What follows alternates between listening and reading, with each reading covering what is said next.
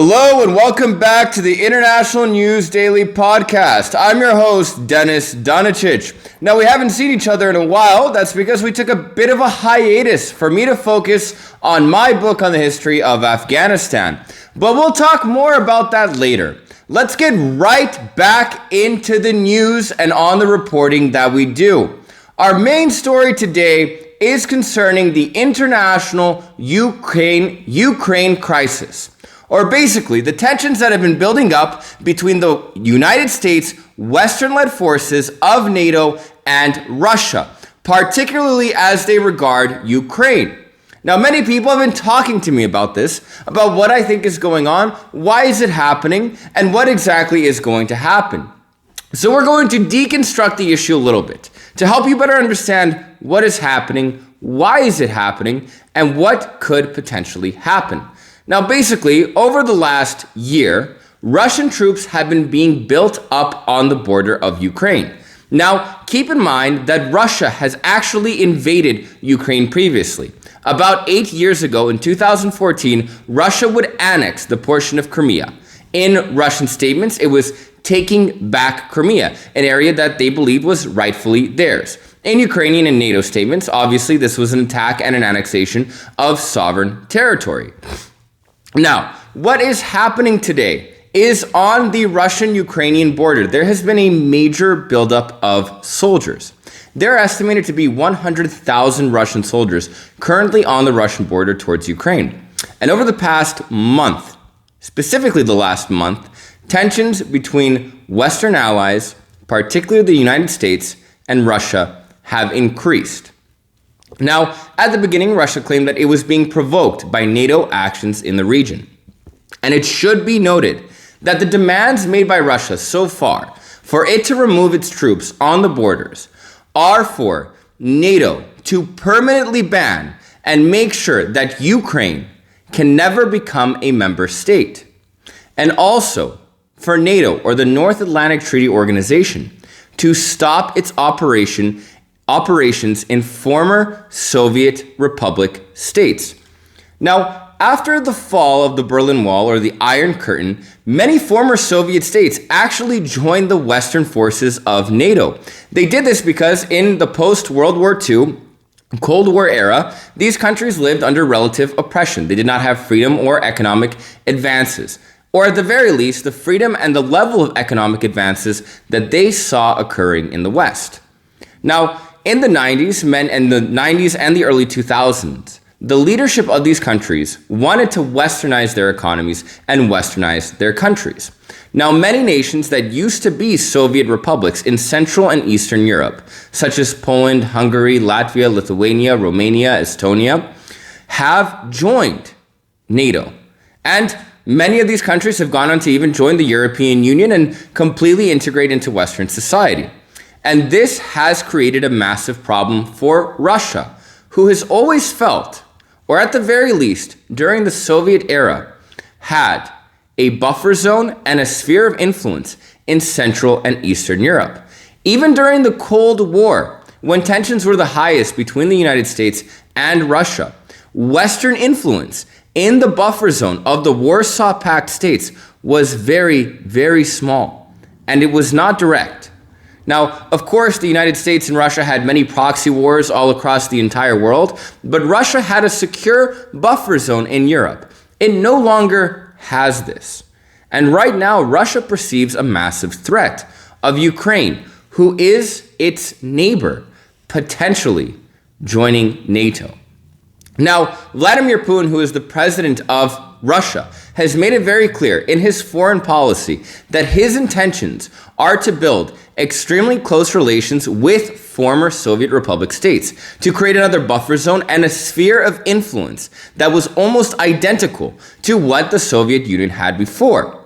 Now, the closest relations that Vladimir Putin has with these former Soviet states is probably Kazakhstan and Belarus, where Russia has been extensively active and recently. Now, as far as Belarus is concerned, their first and last and current and probably forever president, Alexander Lukashenko, after facing accusations of being a dictator, alienating himself from his own people, and being labeled as Europe's last dictator by the West, the United States, and most European powers, had only one ally to turn to solidify his power and his influence in the region and his authority as president. And that was Russia. Belarus and Russia have extremely close relations. In addition to this, Kazakhstan has been another major partner of Russia.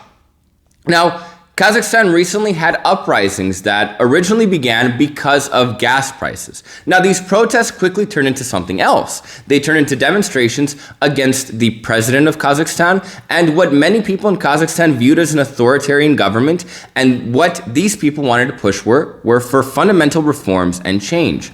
Now, the Russian military actually got involved in Kazakhstan to disperse these protests, and things would calm down in Kazakhstan, and the Russian military is no longer present in this country. But it is very clear that Russia, especially under the aggressive leadership of Russo-centric President Vladimir Putin, is extremely focused on strengthening and ensuring its buffer zone. Now, last year, Vladimir Putin actually published an academic article called The History of Russians and Ukrainians. Now, this article actually covered over one entire millennium, about 1,000 years of Russian and Ukrainian history. And it became very clear what Vladimir Putin's foreign policy goals and national interest goals were for Ukraine. And his stances were extremely clear in this article.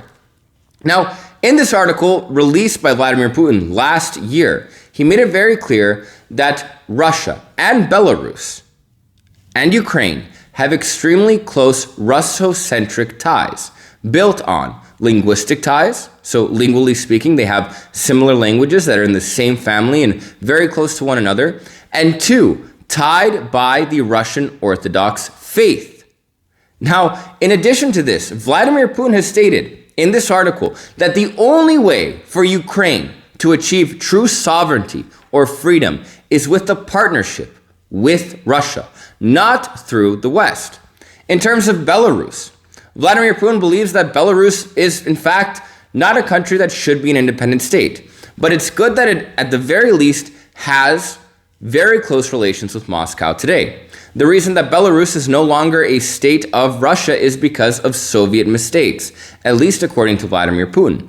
Now, the reason that Ukraine is no longer a part of Russia is because of, according to Vladimir Putin, an anti-Russian campaign that has begun in Ukraine and that has been financed and pushed by Washington, D.C. to separate Ukraine from its rightful motherland, Russia, or at the very least, its rightful partner. Now, there is another fundamental interest of Vladimir Putin himself for making sure that Ukraine does not enter NATO.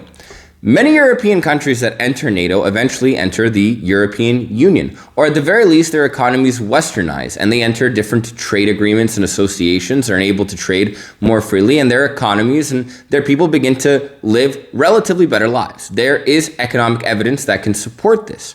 Now, Vladimir Putin, who has increasingly worked against liberal democracies, is inherently pushing Russia away from a democratic direction into a much more authoritarian one.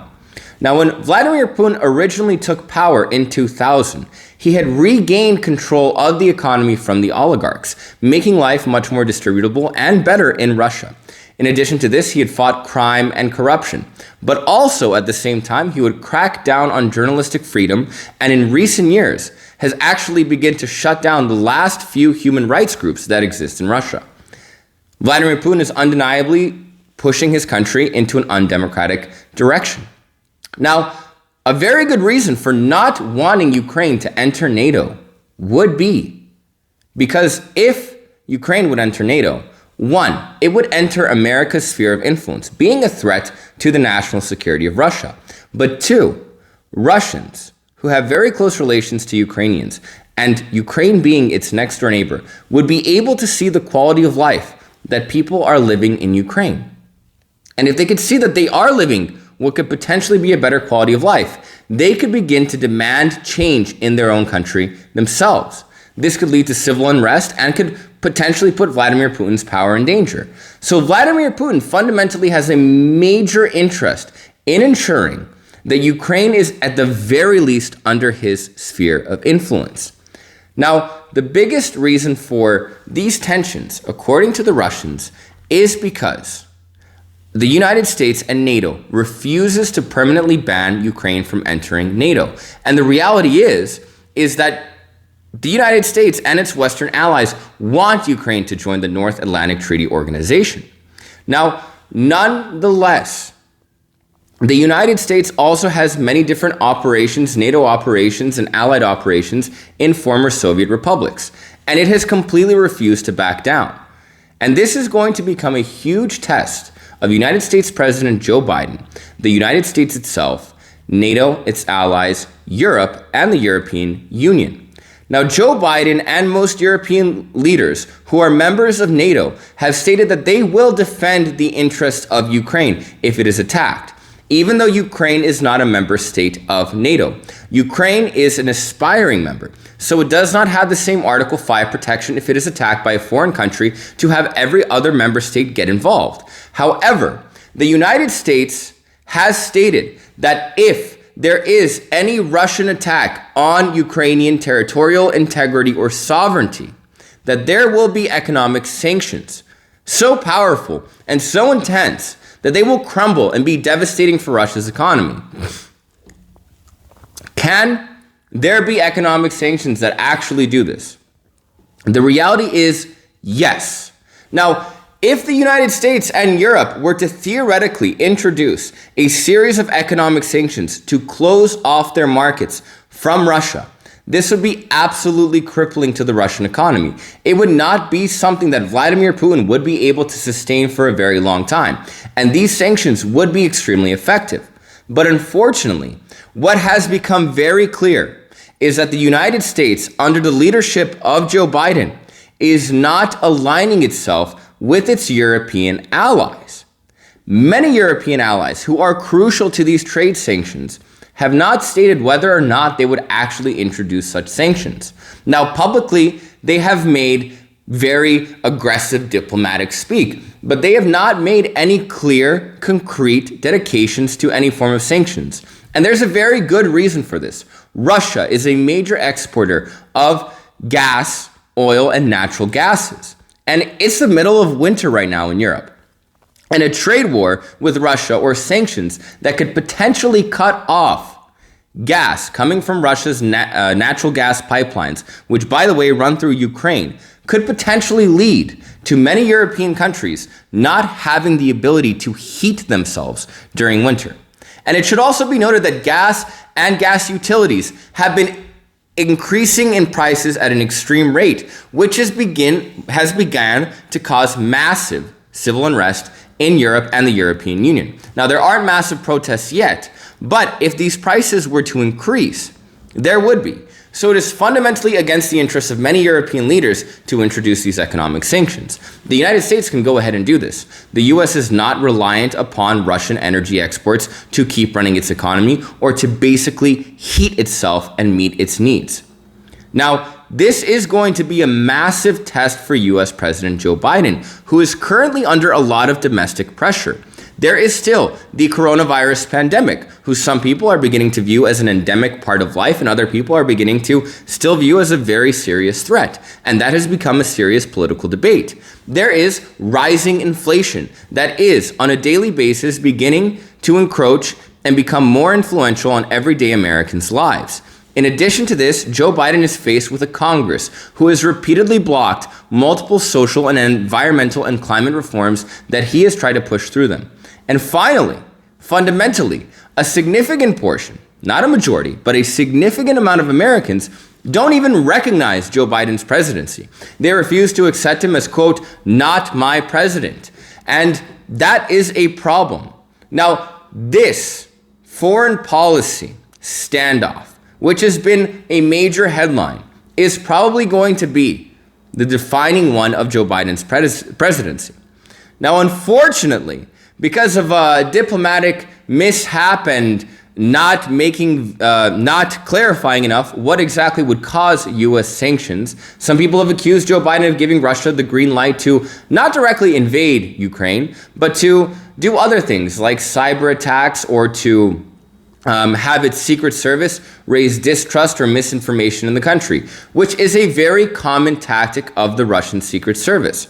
Russia has involved itself in foreign politics in a very subtle way. They offered to assist 2016 presidential candidate Donald J. Trump to help win the election in a clandestine style. Now, this help was turned down. However, Russian secret service agents and information campaigns were undertaken during the Brexit vote, the famous Brexit vote that removed the UK from the European Union. In addition to this, Russia has financially, politically, advisorily supported many right-wing political parties and other left-wing populist political parties that are against European Union integration. It's a very common tactic of Russia's to not necessarily invade or attack, but to divide and eventually conquer. So how do I personally feel this situation is going to develop? Now, fundamentally, Russia is a country that has a lot of economic problems. Sanctions could potentially make this much worse, which could make holding on to power much more difficult for Vladimir Putin, which is extremely important for Vladimir Putin and any other world leader. Now, it is probably right now not affordable to invade Ukraine. So what is happening, and Russia has made very clear with their language, is this is a form of brinkmanship. Again, brinkmanship is the act of, in foreign policy, increasing tensions between two parties until they become so high, almost to the point of war, where two parties have to sit down and make concessions to one another. Now, obviously, the goal is to have favorable concessions in the name of Russia. And this was a very common tactic used during the Cold War between the United States and the Soviet Union. Now, it's very clear that Russia will not stop building up troops on the border until NATO stops operating in former Soviet republics, which will never happen. And two, at the very least, permanently bans Ukraine from entering NATO. Now, NATO has stated that it will not concede on this. Every nation has a right to join any international organization that it wants. And that is true. That is basic sovereignty and self-determination. Every nation has a right to determine this. Now, unfortunately, what is happening is the Russians don't want to back down either. So what is probably going to happen is more standoffishness, and this could eventually result. Now, it most likely and almost definitely will not result in a war between the United States or Russia, or American soldiers and Russian soldiers, at the very least officially, fighting each other on any battlefield. But it might result in higher tensions, cyber warfare, hybrid warfare, and different kinds of territorial gains or advancements being made in Ukraine. Now, what this will probably be followed up with is economic sanctions against Russia, and their efficacy is going to be determined on how organized the United States is with its counterpart NATO and European Union allies. But that's what I think. Let me know what you think in the comments. Like, dislike this video, subscribe, and join our growing international community. We're glad to be back with you. I'll see you next time.